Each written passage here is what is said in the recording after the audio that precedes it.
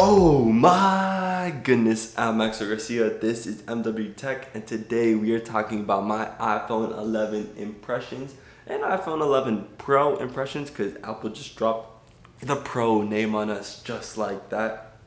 But I want to first off say that I'm a junior in high school, so I get to see the rollouts of all of these iPhones and other phones, but no one has any other type of phone in high school. For some reason, if you go to every single one of my classes, I would say 95% of the people have iPhones. It's kind of scary. It kind of makes me think that Apple has a monopoly on this, but they really don't. It's only 30% of the market, but it's inflated in high school. But anyways, the iPhone X was the most hyped phone in all-time history for a high school iPhone release because everyone was hyped. Everyone was showing up with their iPhone X and oh baby, I got the iPhone X. And I kind of did the same thing, so I don't know if this is a self-serving bias here, but the iPhone X was hyped. It's had that wide-angle lens, the telephoto, had that edge-to-edge OLED display. It had Face ID, and there was these bunch of Face ID questions. Is it going to work on an identical twin? Is it going to work in the dark? Is it going to work at all? I gotta say, Face ID has held up pretty well over the past few years. And then the next year after that, after the iPhone X, was the iPhone XS, and no one was bragging about the XS because barely anyone got it because it didn't sell that well. But what did sell well was the $750 iPhone XR, and that has an LCD display. It barely gets above 720p, but no one complains about it because the average consumer can't see the disadvantages in the iPhone XR display versus the iPhone XS. And now fast forward a year, we're now in 2019, and Apple has released the same type of phone again with the iPhone 11, but now for an even cheaper price of $700, which I plainly think is a bargain, especially for the camera you're getting. On top of all these actual phone features, it's a really amazing device for $700. We'll get to that in a second.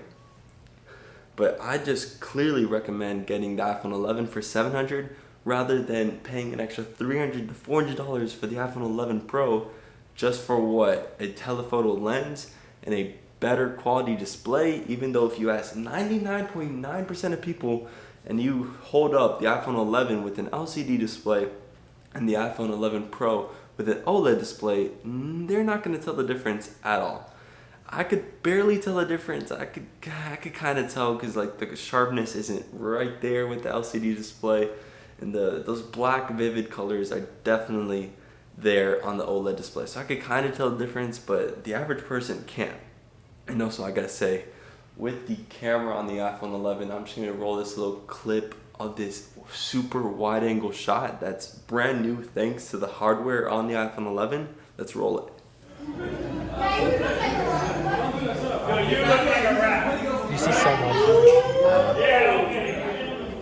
Before the iPhone 11 and iPhone 11 Pro came out, you couldn't get that shot that I just did on any other iPhone unless you had some type of third-party lens. Because before, iPhones only had a regular wide shot and then the 2x crop telephoto. Now there's a super wide, which kind of distorts the sides, but it provides fascinating videos that I just love to shoot. And also, all the software inside the camera app is new. So now, if you're trying to take a photo and quickly switch to a video, you don't have to switch to the video tab.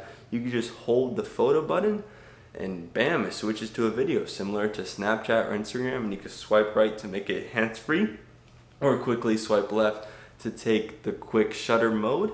And I gotta like it. You have this red square surrounding the seconds, minutes, and hours. I like that feature too. And now, upcoming in the future, the camera is gonna get better with these iPhone 11 and 11 Pros thanks to a feature called Deep Fusion. And this is just gonna enhance HDR, simple feature like that. And now in the future, you can actually change your video formats in the camera app itself. So to end out this video, let's talk about that ultra wide angle lens because I am a fan of this shot. I literally asked my friends just to shoot with this ultra wide angle lens because I love the distortion it makes, even though that's kind of weird because the distortion puts everything out of a proportional size. But anyways, It makes the videos coming out of your phone look so cool. It's great for vlogging. I vlog, so I can't wait to possibly get an iPhone in the future.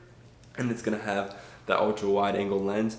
Although once it kind of gets into some low light situations, the ultra wide angle lens really suffers. You don't really want to use it at night. You don't really want to use an iPhone at night. But anyways, if you have to, it's gonna do the job. Super noisy, but it's gonna do the job. And I just want to put up some quick iPhone 11 Pro photos that I took on my cousin's phone. They still look like iPhone photos in 2019. You can still tell a difference between an iPhone and a DSLR or mirrorless camera.